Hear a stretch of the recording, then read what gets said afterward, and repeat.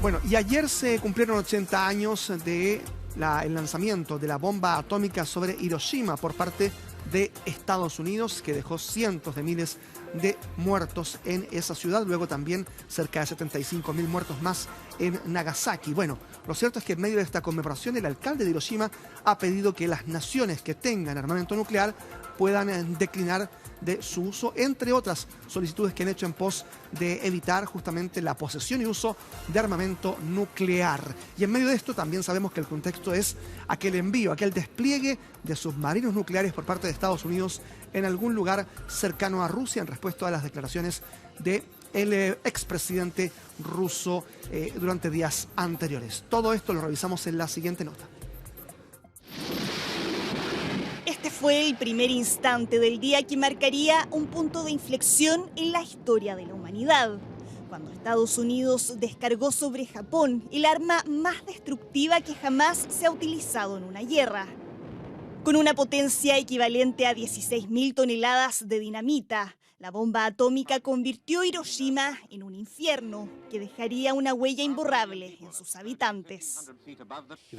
80 años después, en una ciudad que aún lleva las cicatrices del pasado, distintas generaciones se reunieron para conmemorar un nuevo aniversario. La ceremonia contó con la presencia de residentes, sobrevivientes y representantes de distintos países, en un acto de reflexión y de recuerdo. Como primer ministro, quiero ofrecer mis más sinceras condolencias a las almas de aquellos que fueron víctimas de la bomba atómica. También me gustaría ofrecer mi simpatía a los sobrevivientes que aún están sufriendo los efectos. 3 días después, una segunda bomba cayó sobre la ciudad de Nagasaki, que causó la muerte instantánea de 75.000 personas. Un ataque devastador que marcó el fin de la resistencia japonesa y precipitó la rendición de Japón en la Segunda Guerra Mundial.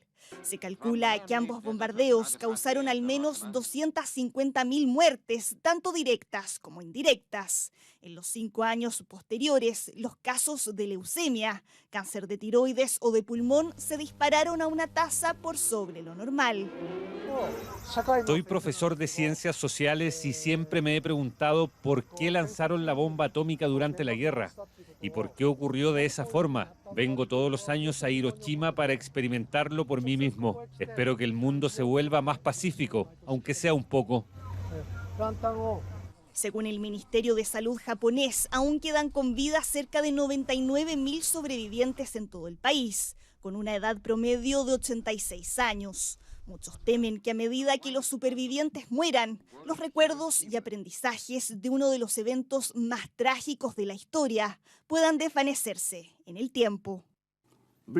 Los estados nucleares y sus aliados deberían reconocer el hecho de que por su falta de sinceridad y arrogancia la especie humana completa está al borde de la guerra nuclear. Hoy, en un mundo inestable, el riesgo del uso de armas nucleares es más alto que nunca desde el fin de la Guerra Fría.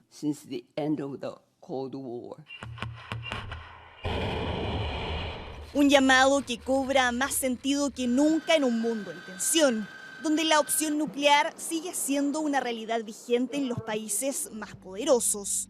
Los equilibrios actuales, o los desequilibrios, están signados por casos tales como la guerra de Rusia y Ucrania, por las declaraciones permanentes y las pruebas de armamento de destrucción masiva que realiza Corea del Norte, es decir, están cruzados por ideología, están cruzados por política, están cruzados por el desarrollo de intereses económicos. Se siente como si la historia se estuviera repitiendo. Están pasando cosas terribles en Europa. Parece como si pudiera escalar. Sería muy preocupante si Estados Unidos no interviene. Incluso en Japón, en Asia, va a ser lo mismo.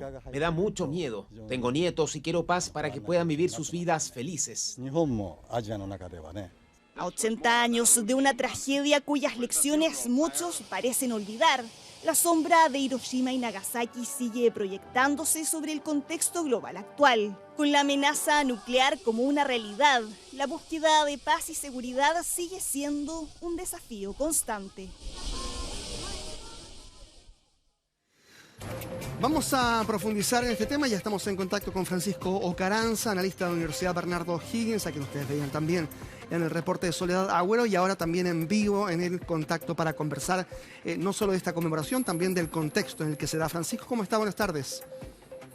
Buenas tardes, Carlos. Gusto de saludarlo. Igualmente. A ver, bueno, el alcalde de Hiroshima lo decía ayer, ¿no? No vamos a descansar hasta lograr la completa abolición de las armas nucleares.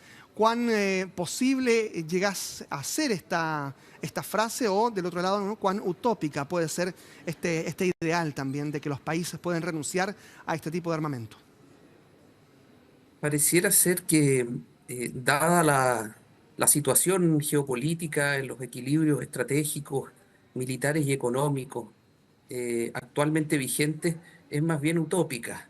Es evidentemente un deseo que comparte una parte importante del mundo, pero que está, digamos, en contradicción con intereses de otras grandes potencias. Estamos hablando de potencias mundiales, globales, y también de potencias regionales.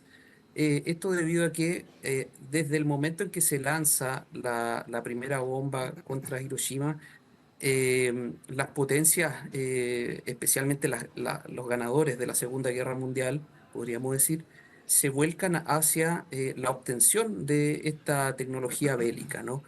Y a partir de ello es que han sustentado una parte importante de su poder en el mundo a partir de ese momento. Estamos hablando de la segunda mitad del siglo XX y lo que va del siglo XXI. No por nada, otras potencias regionales como la India y Pakistán, o Corea del Norte, con todo su ideologismo, han desarrollado ese esfuerzo, y también tuvimos hace poco sobre la mesa el asunto de la eventual construcción o deseo de Irán de construir sus propias bombas, y que tuvo como consecuencia esta fortísima reacción de Donald Trump, que, bueno, vino finalmente a romper una promesa importante de su campaña de gobierno, que era no intervenir en conflictos internacionales, ¿no?, conflictos bélicos.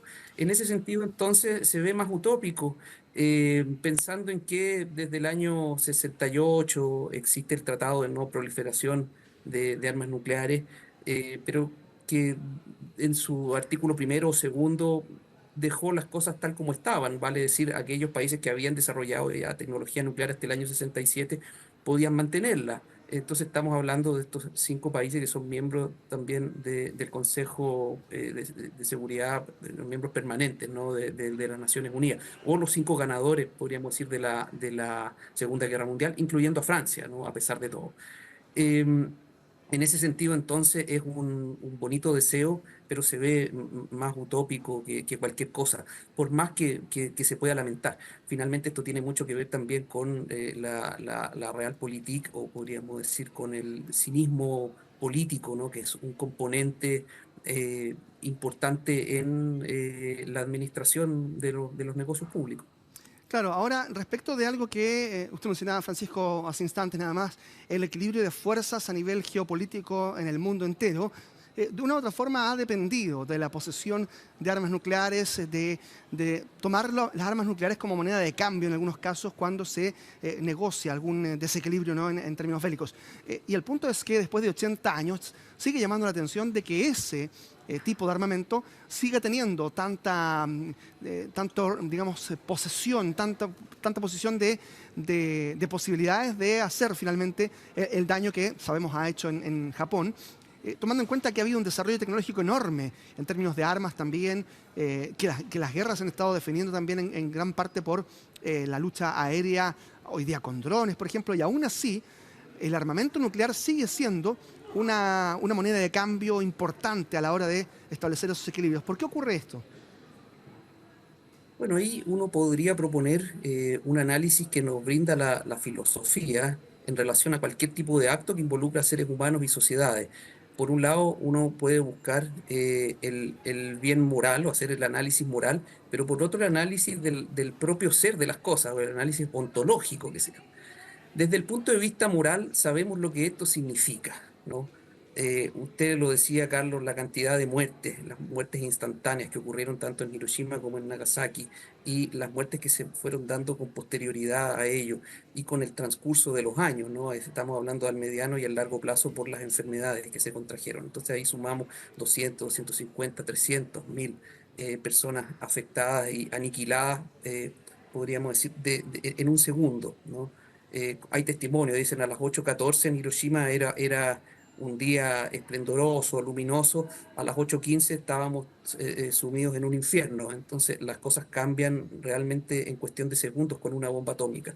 Ese es el análisis moral que uno hace, y probablemente por ahí va una parte de quienes interpretan este asunto, como el alcalde de la ciudad de Hiroshima. Pero por otro lado, uno puede hacer el análisis de la consistencia lógica del propio acto. Y en ese sentido hay que decir que y eventualmente utilizar esa tecnología nuclear como hicieron los norteamericanos en el 45 para poner fin de manera, podemos decir, clara, maciza, abrupta a la guerra, es una manifestación de gran eficientismo y eficacia. Porque el daño que propinaron a las ciudades de Hiroshima y Nagasaki bien podría haberse realizado mediante sucesivos bombardeos aéreos con bombas convencionales. Claro, ¿cuál es el punto aquí? Y esto es lo dramático, lo trágico de la vida, ¿no? Que era más caro, había que realizar más vuelos, había que gastar mayor cantidad de bombas y eventualmente controlar también la ciudad mediante el ejército de tierra, ¿no? Ujú.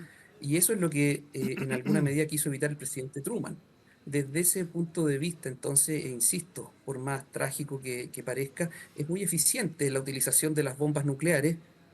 No estamos diciendo moral, por eso yo hacía la diferencia, Ujú. eh, pero constituye entonces una herramienta que hoy día, a pesar de toda la tecnología que hay, los drones, los aviones, otro tipo de bombas de precisión, incluso los hackeos electrónicos, ¿no? El espionaje, el contraespionaje y todo lo que uno pudiera sumar desde esta lógica, la bomba atómica sigue marcando una diferencia a la hora de definir los equilibrios, a la hora de definir el modo en que se negocian a un cierto nivel.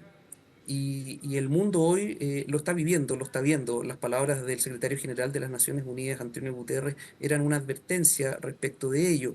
Hace poco, y en este contexto, leí una entrevista a un profesor de la Universidad de Nagasaki. Entonces él decía, estamos viviendo en un momento de alta tensión nuclear, al menos desde el punto de vista de la amenaza, como no habíamos visto desde el fin de la Guerra Fría. Y entonces uno dice, bueno, han pasado 80 años, han pasado 35 desde, Ujú. podríamos decir, el final de la Guerra Fría, y pareciera que seguimos en el mismo punto, ¿no? Como que no hubiéramos avanzado demasiado desde ese punto de vista. Bueno, no porque pase el tiempo el hombre, el ser humano progresa. Claro. Esa es una interpretación que uno debiera descartar y esta es una manifestación de ello. Bien, Francisco Caranda, queremos agradecerle estos minutos de conversación con el programa Hoy en el Mundo, hablando esta vez del despliegue nuclear de naciones que han insistido en mantener la posesión y el eventual, bueno, afortunadamente nunca ha ocurrido más uso de armas nucleares, pero claramente están allí también a disposición de los gobiernos de aquellos países que todavía continúan con ellos en su posesión. Muchas gracias, Francisco. Buenas tardes, Carlos. Muchas gracias por la invitación. Buenas tardes.